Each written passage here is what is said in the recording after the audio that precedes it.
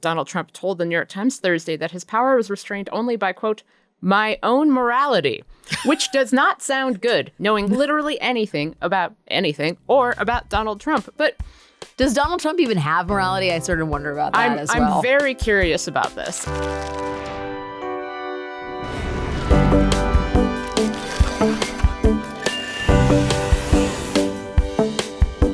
It's Friday, January 9th. I'm Jane Coaston, and this is What a Day, the show that is thrilled to learn that President Donald Trump's ballroom will be just as tall as the White House. Thrilled, jazzed, enthused, invigorated, just so happy. Can't wait to tell my family. On today's show, President Trump reportedly wants to bribe every citizen of Greenland with greenbacks. That's right, cash money. And back in the U.S., New York City is taking baby steps towards universal childcare. But let's start with Minneapolis. On Thursday, protesters continued to gather in Minnesota's largest city to stand up to immigration and customs enforcement after an officer fatally shot a woman on Wednesday. Here are protesters offering immigration officers some helpful advice. Quit your job! Quit your job! Quit your job! The victim's name was Renee Good. She was a U.S. citizen, a parent, and a recent transplant to Minnesota. She is being remembered as a deeply loving person, her mother telling the Minnesota Star Tribune she was, quote, one of the kindest people I've ever known. But none of that has mattered to the White House, which has been slandering her memory. Department of Homeland Security Secretary Kristi Noem said on Wednesday that Good's actions constituted, quote, an act of domestic terrorism. And on Thursday, Vice President J.D. Vance defended the shooting during a press briefing, blaming the media and a, quote, lunatic fringe for demonizing law enforcement officers. He alleged that a shadowy leftist network was somehow responsible for an ICE officer shooting a mom at point-blank range while she sat in a Honda Pilot full of stuffed animals. There's an entire network, and frankly, some of the media are participating in it, that is trying to incite violence against our law enforcement officers. It's ridiculous, it's preposterous, and part of our investigatory work is getting to the bottom of it. Who's funding it, who's supporting it, who's cheerleading it, and of course, if there's illegal activity related to that, we're going to get to the bottom of that and prosecute it where we can. President Trump said both on Truth Social and to the New York Times that Good had run over an ICE officer with her car.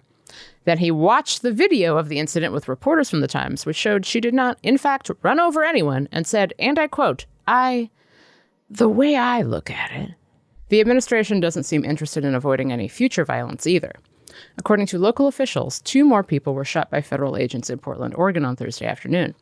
This time, reportedly by Customs and Border Protection agents. So to talk more about Minneapolis and the administration's disregard for Americans and American life, I spoke to Alex Wagner. She's the host of Crooked Media's podcast, Runaway Country. Alex Wagner, welcome back to What a Day. I mean, and in person. Why us this day? Exactly. But what a day it is. What a day. Let's start with Minneapolis. Yeah. Vice President J.D. Vance gave a press conference on Thursday morning that was supposed to be about announcing a new Assistant Attorney General position focused on fraud. Mm-hmm. During that press conference, he slandered the victim of a shooting by an ICE officer in Minneapolis as a, quote, victim of left-wing ideology, and said the victim was part of a, quote, broader left-wing network to attack, to dox, to assault, and to make it impossible for our ICE officers to do their job. What was your take? I think, and I'm with Adam Serwer from The Atlantic on this, the administration's ability to do even sort of the basic function, the do no harm response is not even in their Rolodex there's no anymore. This is a tragedy. Let's wait for more information. Exactly. It's like they immediately we got to make content for the worst right-wing people on the internet. Well, we need to smear the memory of the person who died here because we know we might have done something wrong. Unless we be held in any way accountable here, let's make it so that her death is a thing to celebrate. And the only way they can do that is by suggesting she's a nefarious actor. I mean, you're on the wrong side of things when Tom Homan, the border czar, is the one speaking in semi-measured tone saying, let's see what the results of the investigation turn up. But it's part of a pattern of, dehumanizing and directly suggesting that those who are of opposing ideologies in this country are worthy of not only punishment, but now death. My question for you, because so much of your work, and we'll talk about it in a little bit, is about talking to everyday people who are not super online and who are not super polarized, people who are everyday Americans and everyday folks around the world. Do you think that this propaganda is very effective? Like the administration being like, actually, ICE is amazing and this woman deserved to die. Like, yeah, it didn't work on me, but I'm curious as to whether it's working on anyone. I'm going to put it on my crazy cynic hat. And I think this is different because it involves a white woman. And I think Americans have become very numb to the plight of brown and black Americans, especially in the context of shootings by law enforcement, right? But I think that this is different because it's a white woman who's a mom in a Honda in Minneapolis. And as much as we like to pretend that all unlawful deaths, unwarranted deaths, are cause for concern, that's just not true in this country. We excuse or look the other way when it's people who don't look like us or don't have the same backgrounds as us or the same socioeconomic status. And the fact that this is a woman who is every woman that knows a white woman, right. Everyone who drives a Honda and touches on quote unquote more universally American identification, at least in the eyes of the Trump administration. That's why I think this resonates, right? That this is happening in Minnesota, which, has a very large Somali population and is racially diverse, but I think is thought of as a, sort of white suburban state where nothing ever goes wrong. Well, with the exception of some very bad racist violence. And also, look, I do think it supercharges interest when you have video. And the video, I don't know, I've watched it many times from different angles. This woman isn't trying to run over an ICE agent. Right. And I think that because it's gone viral and because there is visual evidence to support the appalling crime, therefore it raises indignation to a different level than usual. What do you think the events in Minneapolis can tell us about how this administration perceives blue states more broadly? It seems to me that the Trump White House thinks of blue states as less American and just more broadly criminal and undeserving, kind of like as satellite states they need to bring under control. Yeah, I mean, I think you can just scratch the, it seems to me. I think they do not believe that people that live in blue states hold quote unquote American values. It's not a mystery, right? This administration is acting explicitly to create almost a caste system, right, where blue states and blue residents are less than red states. And in this instance, suggest, not that subtly, that they're deserving of death. To that point, Jessie Waters basically said that she had pronouns in her bio online and that she was gay. Exactly. And which just like ipso facto deserved to die. Exactly. I mean, and we, honestly, I when in my most charitable moments, I think, okay, I'm going to accept the fact that the right wing is largely calling for the extermination of the opposition. And try and think ahead to the moment when they lose power and what is incumbent upon progressives, Democrats, and people who like democracy, what they do. Because the desire for retribution is going to be so pointed after 3 more years of this. Like, this is unconscionable behavior. This is decidedly un-American behavior, what you're seeing from this. It seems to be coming from people who firmly believe that they will never lose another election ever again. And that, like, it's interesting to me. I mean, I think that this is a more broad thought, and we can get into it because I want to talk to you a little bit about Trump's foreign policy adventures.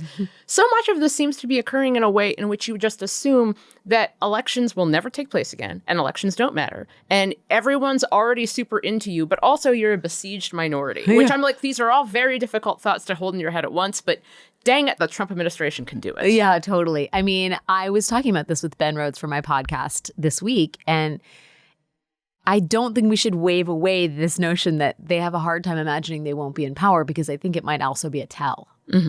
Do they intend on giving up power? I mean, this is the behavior of people who embrace autocracy and fascism and dictatorship. They've done it on many levels, and they are in some ways telegraphing, we're not going to lose power because we're not going to give up power. And that is my great fear, right? Like, they've already suggested they're going to try and steal the 2026. They've tried to use the levers of government and the powers that they do rightfully have to try and sort of legitimately steal the 2026 election. God knows what's going to happen in 2028. I greatly worry about a party that and a leader that acts with so much impunity, not because he's a lame duck, but because he believes he is impermeable and that his party isn't, because it suggests to me that they no longer believe in representative democracy. I mean, to that point, Donald Trump told the New York Times Thursday that his power was restrained only by, quote, my own morality, which does not sound good, knowing literally anything about anything or about Donald Trump. But does Donald Trump even have morality? I sort of wonder about that as well. I'm very curious about this. But it's interesting also, again, I'm so interested because so much of your show is about talking to everyday people about the events that shape our lives, the people who are kind of left in the middle and kind of left as in some ways, I think in so many of our media, the flotsam and jetsam of the decisions that get made by really powerful people. Yeah, and the people who are at the center of the stories that we're covering. Yes, exactly. Week, and so the people, I just keep thinking about the people who keep being like cheerleading for war in Venezuela. And I'm like, you're not going to have to go and your kids aren't going to have to go. Yeah. And so I'm curious to hear from you about Trump's foreign policy goals. What are they? And how much do you think he's considering what everyday Americans want in the process? Like, because it just seems like he doesn't care at all. Okay, so this week on Runaway Country, my podcast, I talked to two Venezuelans and to get their thoughts about this. And what was so interesting to me about one of them who's here in the United States with papers is she said, I'm really overjoyed about what happened. Right. I think you guys in the U.S. don't understand the crushing brutality of Maduro and the degree to which we don't give a shit if it's U.S. imperialism. We need help. Right. This country Which is makes broken. total sense. And that desperation, I think, shouldn't be overlooked, right? Like obviously this person isn't speaking for all Venezuelans, but they have hit such rock bottom that I guess Viceroy Rubio seems like maybe not the worst outcome in the world. Right. Having said that, the plans that were released by the White House this week to effectively occupy Venezuela and steal their oil at gunpoint, like that while also keeping the same people in charge. Like you've got roving gangs of militias stealing people's phones to see if they've posted anything anti-Maduro. And I'm like, or anti-U.S. Could be colectivos who were a hallmark of the Chavez government and also of the Maduro government. I mean, it's still fucking Orwell down there, right? Is. Delcy Rodriguez, who has been named the vice president, who was the stooge of Maduro, is now running the country. Presumably, in the words of this administration, because she can like keep the peace. But there are so many huge questions about the stabilization of that country, whether we're going to need to bring in U.S. military to keep the peace, what it actually means for the U.S. to be in that country, given how anti-American the position of the military is at this state, and the oil. Like, oil's at $60 a barrel, Jane. Like, there's nobody, the oil companies don't want to flood the market with oil. It's going to take years to get the infrastructure back up and running. Jon Favreau thinks this is a jobs creation program for Americans who may be put out of work due to AI in 5 years. But the reality is, I don't think there's any political upside to this aside from the sort of jingoistic imagery that the Trump administration is going to pump out with like Hegseth and, whatever special ops forces taking a leader and throwing him in a tracksuit and onto court. But how long does that last? Right. Like, what's the halo effect of that? It also seems like there has been so little effort put into this. Like, I'll say this, like in 2002, there was some work being done. There were press conferences. You had Colin Powell going out holding vials. We're going to Congress. It was just like they were putting in work. They did. Your show, to your point, is all about talking about the people at the center of our politics who often are not heard from. Right now, I feel deranged. I am furious. I am depressed. And I am so irritated that there are so many people especially in our media circles, who I feel as if aren't taking this seriously enough. Or are thinking of it in terms of horse race politics. Yeah.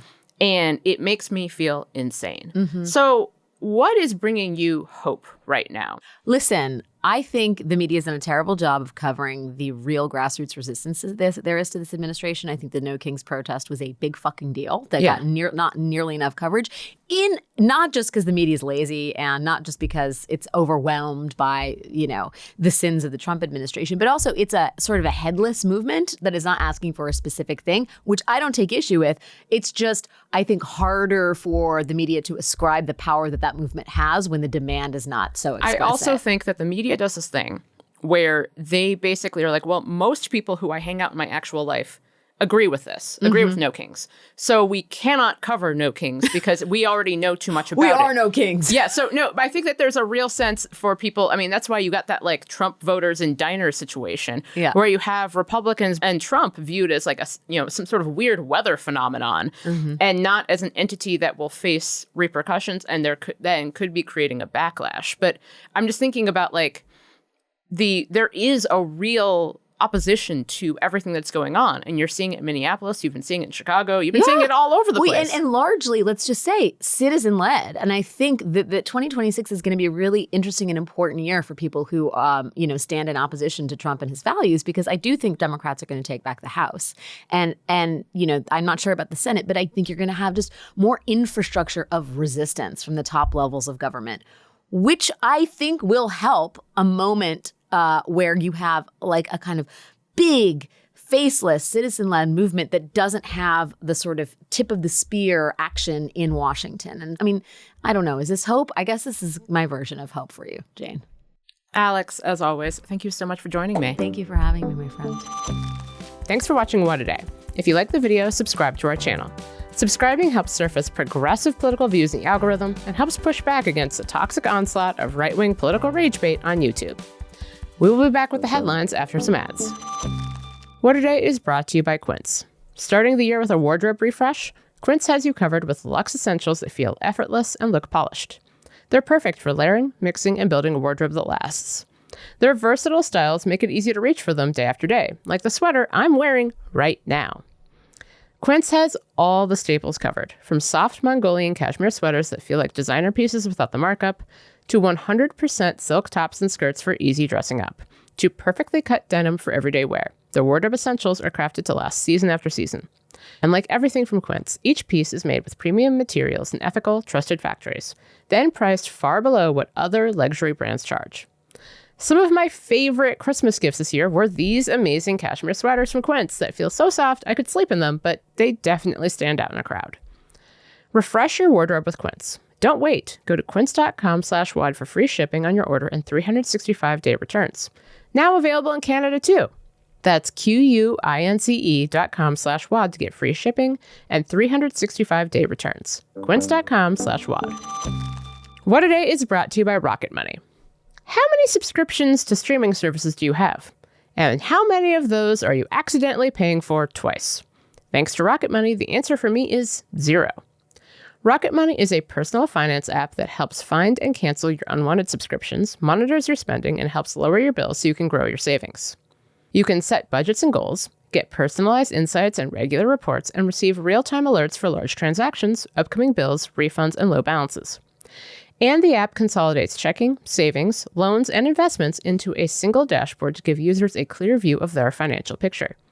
Rocket Money also gives you automated savings that grow towards goals with adjustable amounts and frequency with a set-it-and-forget-it approach.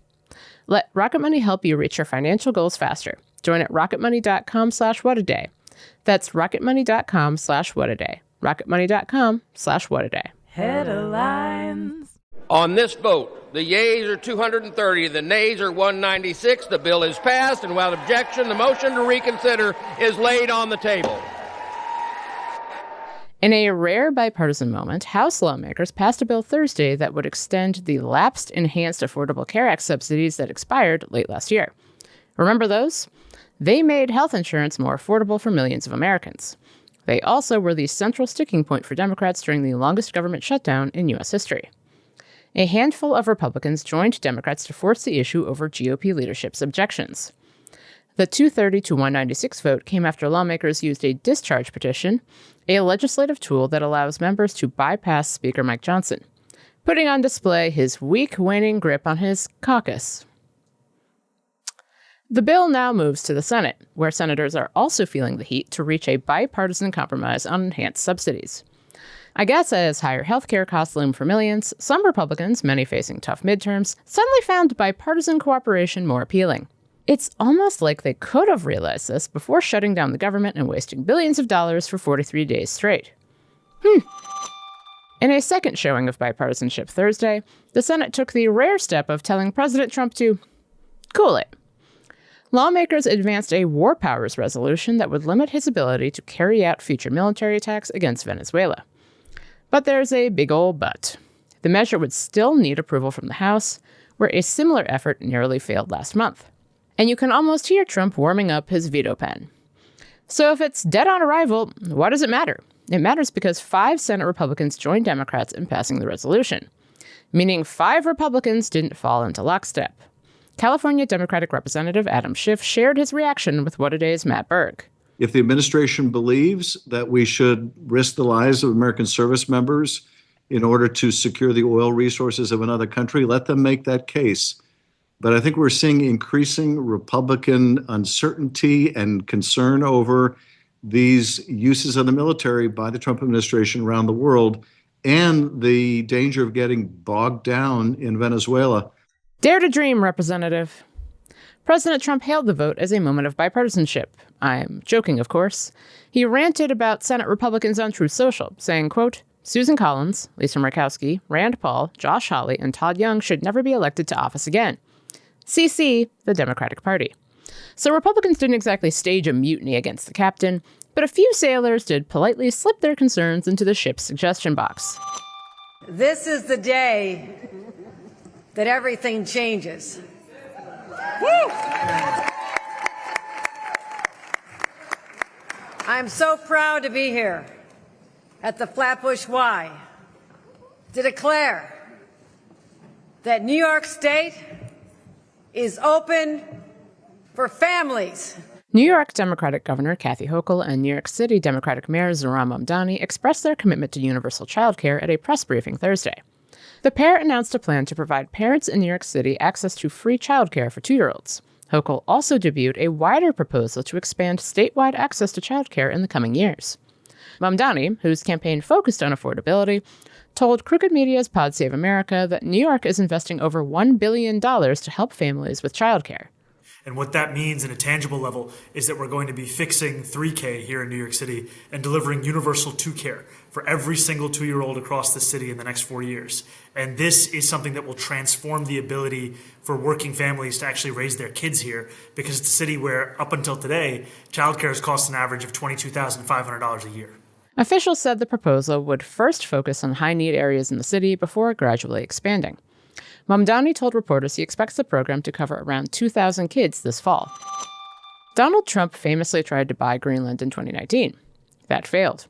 Now he may be trying to buy its people instead. 4 sources told Reuters that U.S. officials have weighed offering cash payments to Greenlanders to massage them toward seceding from Denmark and potentially joining the U.S. While the exact details are unclear, internal discussions reportedly have included payments spanning from $10,000 to $100,000 per person. This as leaders in Denmark and Greenland insist it's not for sale. How the payments would work and what Greenlanders would be expected to give up in return is still very much an open question. But Trump's strategy to acquire Greenland with that sweet, sweet cheddar offers a glimpse into how the U.S. could try to buy the island of just 57,000 people. $6 billion. That's how much it would cost if Trump doled out $100,000 to every citizen of Greenland. So much for investing in the land of red, white, and blue. Secretary of State Marco Rubio has plans to meet with Danish officials next week to discuss options. So to our listeners in Greenland, if you get a 3 a.m. text from Trump asking, "What's your Venmo?" now you know why. And that's the news. That's all for today. If you like the show, make sure you subscribe, leave a review, contemplate how in a conversation with the New York Times, President Trump referred to Secretary of State Marco Rubio and Vice President J.D. Vance as kids, and they were wearing shoes he had bought them, and tell your friends to listen. And if you're into reading, and not just about how Rubio is 54 years old and Vance is 41 years old, but remember, men are children forever while women become adults when they're 10. Like me, What a Day is also a nightly newsletter. Check it out and subscribe at crooked.com/subscribe. I'm Jane Coaston, and side note, if my boss bought me, an adult, shoes, I would need to be put into a torture device before I'd admit that fact in public.